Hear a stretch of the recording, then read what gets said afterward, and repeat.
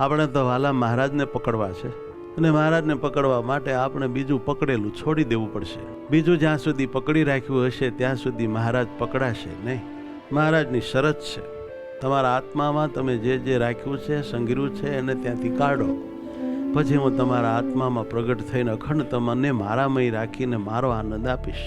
તો આપણે ભગવાન પૂર્ણ પુરુષોત્તમના દિવ્ય શાશ્વત મહાઆનંદને પકડવા માટે, માણવા માટે જેવા તેવા કહેવાતા તુચ્છ હાવ માઇક આકાર ને માઇક વિષય ઘરબાર સંસાર વગેરેને દિલમાંથી કાઢી નાખશું ને મહારાજને દિલબર કરી દિલમાં પધરાવીશું. એને પ્રેમ કરશું, એની સાથે રહેશું, એના દર્શન કરશું, એની સેવા કરશું, એનું દાસપણું કરશું, રોજ ગુણગાન ગાશું, વખાણ કરશું, આપણે એની ગોલાગીરી કરશું અને મોટા મોટા કરતા વધારે આનંદ અને સુખ પામીશું. કેમ જે પૂર્ણ પુરુષોત્તમ નારાયણમાં જે જોડાય છે ને એ જ પુરુષોત્તમ નારાયણ જેવો થાય છે.